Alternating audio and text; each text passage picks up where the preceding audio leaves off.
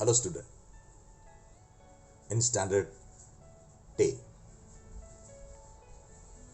of the science 1 we are going to learn the 5th chapter, heat.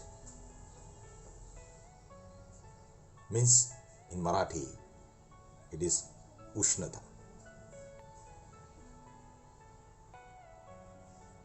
There are the topics, various topics in this chapter, that is latent heat,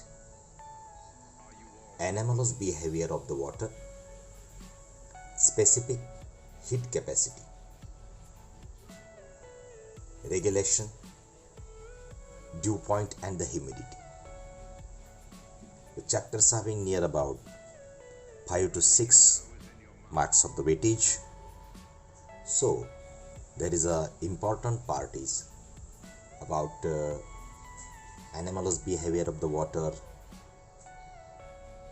for the short notes, dew points and the humidity, and specific heat capacity. Before learning the chapter, we are discuss about some questions, that is basic question. What is the difference between the heat and temperature? You know, from the standard 5th, 6th, 7th standard, you learn about the temperature. Temperature and the heat, you also know very well, because it is a phenomenon that concern with your daily life. So, according to the physics, we learn about the heat. So that what is the difference between the heat and the temperature? As they look very similar to each other, but it is a differentiable. There is a difference between the heat and the temperature. You know, it is the form of the energy.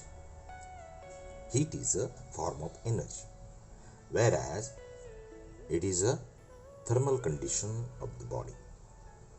Any type of body means it is act as the energy, and it is a thermal condition of each matter, body, of any object. So temperature context is different and the heat is different.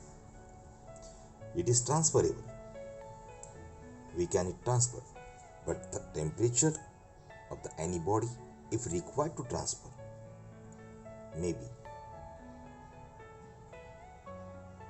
it is a means if the quantity of the heat indicates whether or not.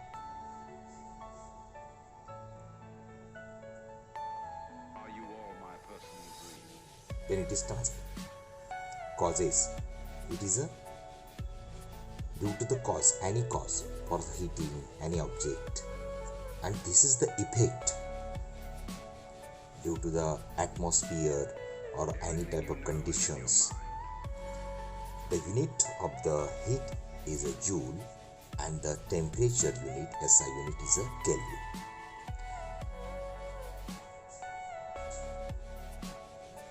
तापमान आणि उष्णता यामधील मी फरक आत्ताच सांगितला. या फरकामध्ये तुम्हाला बऱ्याचशा गोष्टी ज्या आत्तापर्यंत मनात कन्फ्यूज निर्माण करणाऱ्या असतात की उष्णता कोणाला म्हणायची आणि तापमान कोणाला म्हणायचं, तर आपण ही एक ऊर्जेच्या रूपामध्ये आपण हीट देत असतो, आणि हे एक पदार्थाच्या, वस्तूच्या कोणत्याही प्रकारचं जे टेम्परेचर आहे, म्हणजे त्याच्या स्थितीवर त्याचा अवलंबून असतो. स्थितीमध्ये जनरली आता पाहतो आपण की साध्या रूम तापमानामध्ये पण त्या प्रकारचं तापमान हे असतं.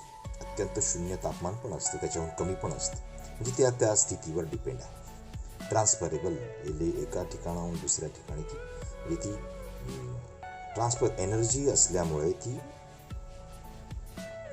दुसऱ्या जागी जाऊ शकते. म्हणजे त्याच्या शेजारी त्याचे दुसरे जर गरम वस्तूच्या शेजारी दुसरी वस्तू ठेवली, ही तापवली, तर तिचा भाग हा ट्रान्सफर हा होऊ लागतो. याच्यात होत नाही. याच्यात सामान्य असतं, जेवढं आहे तेवढं असतं. त्याच्यात परिस्थितीनुसार बदल होऊ शकतो. त्याचा जर इफेक्ट तो दाखवेल तर याचं कारणाने आपण ती हीट देत असतो, ती आपोआप होत नाही. याचा परिणाम आपल्याला दिसून येतो, जे याचा हीट दिल्यानंतर त्याचं तापमान बदलेल. लक्षात घ्या, हीट दिल्यानंतर तापमान बदलतं. याचं युनिट आहे जूल आणि याचं युनिट आहे केल्विन. नाव first take the topic latent heat. In Marathi we called the अप्रकट उष्मा.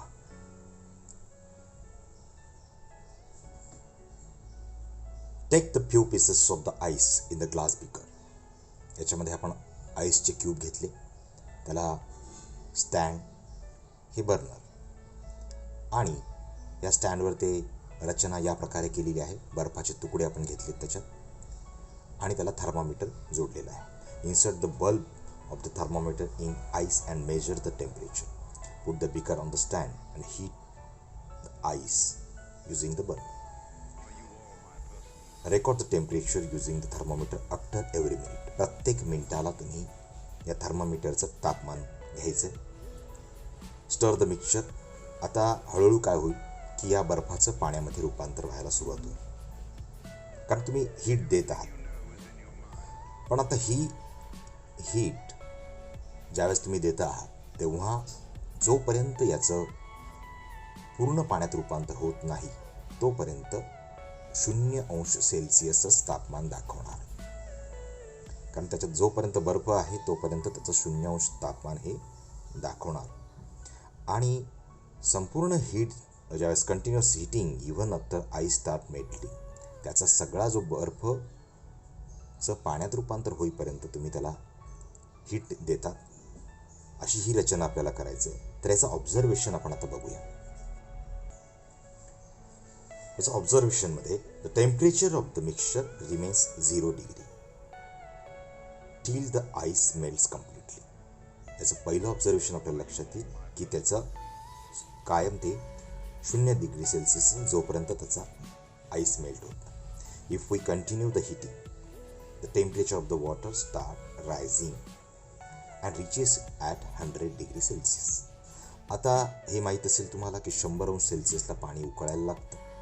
ज्यावेळेस तुम्ही त्या पाण्याला परत हीट देत राहणार, आणखी काही मिनिटे तुम्ही हीट देत राहणार, त्यानंतर पाण्याचं तापमान हे वाढायला सुरुवात होईल. पण तोपर्यंत हे बर्फ जोपर्यंत होता तोपर्यंत 0° दाखवत होतं. त्यानंतर मात्र पाण्याचं जेव्हा तुम्ही हीट द्यायला सुरुवात कराल तेव्हा ते 100°C दिशेला जायला सुरुवात होईल.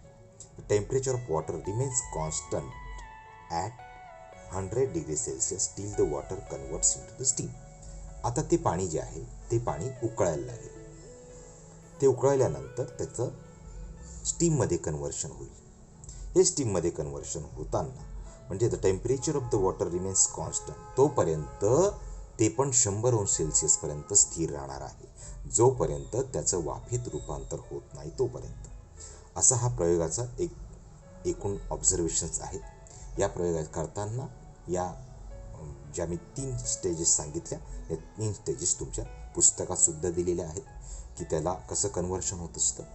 आणि म्हणजे बघा, थोडक्यातच सांगतो की आईसचं पूर्ण पाण्यात रूपांतर होईपर्यंत 0°C असतं. त्यानंतर पाण्याचं वाफेत रूपांतर होईपर्यंत जोपर्यंत हीट देतो तेव्हा 100°C असतं. आणि या पद्धतीचं दोन्ही तापमानांमध्ये ती जी कन्व्हर्ट करण्यापर्यंतची जी उष्मा असते ती अप्रकट उष्मा असते. अप्रकट म्हणजे जे प्रकट होत नाही ते. आता त्याचं डिटेल बघूया. आपण त्याचा एक ग्राफ काढतो. Observe this graph because in the graph the line AB represent the conversion of the ice into water. आता इथे एक प्रकारचं याच्यामध्ये आपल्याला इथे टायमिंग दिलेलं आहे एक्स अक्षावर आणि वाय अक्षावर. There is on Y axis there is time and there is a temperature 10, 20, 30. It is as arises actually. The ice and the water या ठिकाणी दिलेलं आहे. की जेव्हा जोपर्यंत आईसचं रूपांतर पूर्ण पाण्यात होत नाही तोपर्यंत त्याला साधारण कालावधी जातो. एवढेपर्यंत पाणी हे दाखवत नाही तापमान वाढलेलं. एक छोटा खडा जरी असेल त्याच्यात तरी त्याचं तापमान 0पर्यंत दाखवतं. मग सर्टन टायमिंग नंतर त्याची वाढ व्हायला सुरुवात होते. दॅट इज वॉटर म्हणजे ते liquid states, solid into the liquid state. इथे काय होतं, सॉलिड होतं, सॉलिड इंटू लिक्विड स्टेटसमध्ये जातं. आता ह्या लिक्विडचं आपल्याला जोपर्यंत व्हेपर होत नाही, that is liquid convert into the gases state, जोपर्यंत होत नाही तोपर्यंत हे काय दाखवतं, 100°C हे दाखवत असतं. There is a showing the 100°C. That is when the ice is heated and melt at 0° and converts into the water, this constant temperature, the ice absorbs heat energy during the transition. इथे काय होतं, ice काय करतो, ती energy absorb करतो. हे का असं झालं, तर आईसने ती एनर्जी ॲब्सॉर्ब केली तेवढा वेळ. And the absorption of the energy continues till the ice convert in to the water. आणि त्यानंतर ते कन्वर्ट करण्यासाठी ती गेलेला आहे. The temperature remains constant during this transition. This constant temperature at which the ice convert in to the water is called the melting of the ice. याला melting म्हणतात. That is temperature remains constant during this transition. Thus the transition, during the transition of the solid phase into the liquid phase, the object absorbs heat energy. But the temperature does not increases. This heat energy is utilized for the weakening the bond between the atoms of the molecules into the solid and transform into the liquid phase. आता ते जे त्याचे मॉलिक्युल्सचे कण असतात त्यांना विलग करण्यासाठी ती हीट वापरली जात असते आणि तेव्हा त्याचं कन्व्हर्शन होऊन जात शकतं. During the transformation of the solid into liquid. आता या solid into liquid that is त्याला latent heat of the fusion असे म्हणतात. जेव्हा बर्फाचं पाण्यात रूपांतर होऊ शकतं तेव्हा the heat energy absorb at a constant temperature during transformation. There is transformation of the solid into liquid is called the latent heat of the fusion. Boiling water into the vapor. आता इथे 0°C दाखवतं D पर्यंत, ABCD. तर आपल्याला त्याची एक फ्युजनची व्याख्या, the amount of the heat energy absorb at a constant temperature by unit mass of the solid to convert into the liquid phase is called the specific latent heat of the fusion. There is a solid, liquid and gases state. ही स्थायू पदार्थ असताना रेणूंची अवस्था आहे, liquid असताना ही रेणूंची अवस्था आहे, गॅसेस असताना रेणूंची अवस्था आहे. तर आता आपण सुरुवातीला पाहत होतो की बर्फाचं जेव्हा पाण्यात रूपांतर होत असतं during the transition of the solid phase into liquid, the object absorb the heat energy. The temperature does not increases. इथे टेम्परेचर ते इन्क्रीज होत नाही, याला कन्व्हर्शन होईपर्यंतच. The heat energy is untitled for the weakening the bonds between the atoms of the molecule in the solid and transform into the liquid phase. हे काय होत असतं, ह्या अणूंचं विकन करण्यासाठी ती हीट वापरली जात असते, बरोबर. आणि ती नंतर या फेजमध्ये आणली जाते. The heat energy absorb at a constant temperature during the transmission of solid into the liquid. That is called as a latent heat of the fusion. याला हे कन्वर्ट करण्यासाठी जी हीट एनर्जी वापरली जाते, कॉन्स्टंट टेम्परेचर वापरलं जात असतं, त्याला आपण म्हणत असतो latent heat of the fusion. The amount of the heat energy absorb at a constant temperature by unit mass. Unit mass म्हणजे का, एका विशिष्ट प्रकारचं युनिट आपण घेतलं, समजा ग्रॅम घेतलं, किलोग्रॅम घेतलं, तर ही जी आहे ही युनिट आहे. The amount of heat energy absorb at a constant temperature by unit mass of the solid to convert into liquid. मग त्याचं जे कन्व्हर्शन लिक्विडमध्ये होण्यासाठी ह्या 1 ग्रॅमसाठी किती लागलं, 1 किलोसाठी किती लागलं, ते जे टेम्परेचर आहे त्याला जे ॲब्सॉर्ब केलं जात असतं, convert into the liquid phase is called the specific latent heat of the fusion. यालाच आपण काय म्हणत असतो, ही एखाद्या वितळणांक आपण म्हणतो, फ्युजन म्हणजे काय, वितळणे. त्या उष्मा, एखाद्या पदार्थाचा वितळण्यासाठी लागणारा जे तापमान आहे त्या तापमानाला आपण काय म्हणत असतो, latent heat of the fusion. मग आता लिक्विडचं सेकंड स्टेजमध्ये काय होतं की ह्या लिक्विडचं कन्व्हर्शन गॅसेसमध्ये होत असतं. मग लिक्विडचं कन्व्हर्शन गॅसेसमध्ये होत असतं, तर त्याला आपण या दुसऱ्या पॅराग्राफमध्ये आपल्याला दिलं आहे की during the transformation of the liquid phase two the gases phase the heat energy is absorb by the liquid but the temperature does not changes. पण याच्यामध्ये जे लिक्विडचं जे कन्व्हर्शन होतं तेव्हा त्याच्यात पण तापमानात बदल होत नाही. सेम कंडिशन जसं सॉलिडमध्ये होत असतं तसं आता गॅसेस स्टेट, लिक्विडची स्टेट जी आहे ती गॅसेसमध्ये होताना आपल्याला दिसून येतं. Same procedure. The heat energy is absorb by the water at the temperature use to break the bond between the molecule of the liquid. याला ह्या ज्या लिक्विडचे जे बॉन्ड आहेत त्यांना ब्रेक करण्यासाठी जी काही तापमान लागत असतं, convert the liquid in to the gases, हे कन्वर्ट करण्यासाठी त्याला जी गॅसेस स्टेज जी लागत असते, टेम्परेचर लागत असतं, त्याच्याविषयी आपण बोलतो. That is heat energy absorb at a constant temperature during the transformation of the liquid in to the gases is called the latent heat of the vaporisation. Vaporisation म्हणजे काय, त्याला वाफेत रूपांतर करणे, वेपोराइज करणे. दॅट इज त्याला तो जो अप्रकट उष्मा आहे तो वाफेचा अप्रकट उष्मा. The amount of the heat energy absorb at a constant temperature by unit mass of the liquid. इथेही तसाच मुद्दा आहे.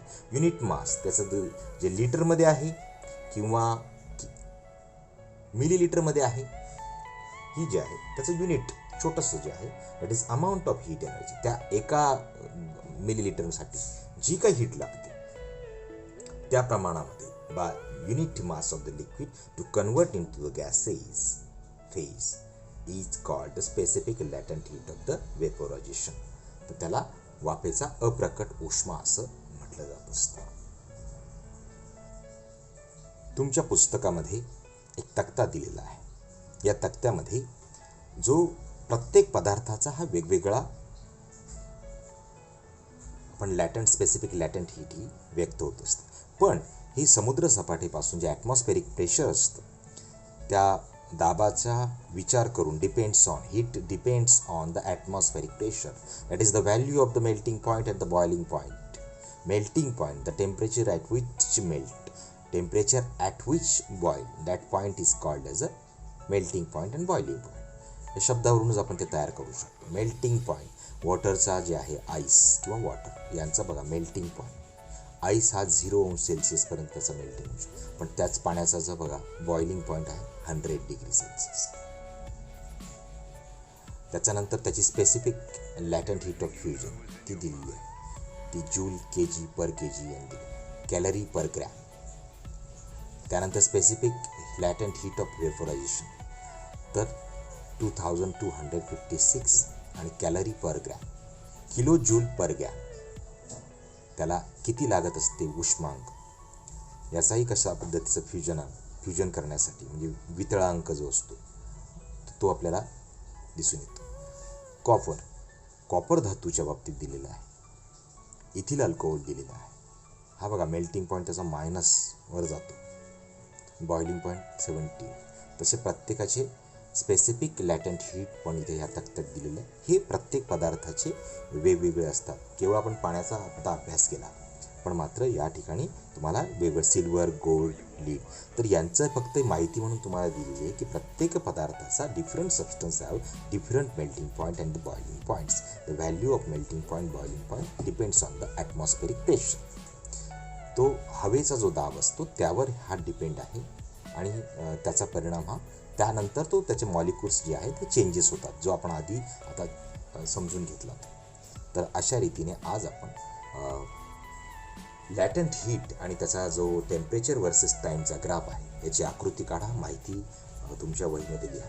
You have to draw the figure and the graph in your notebook and also the definition of the latent heat of vaporization, latent heat of the fusion. Thank you.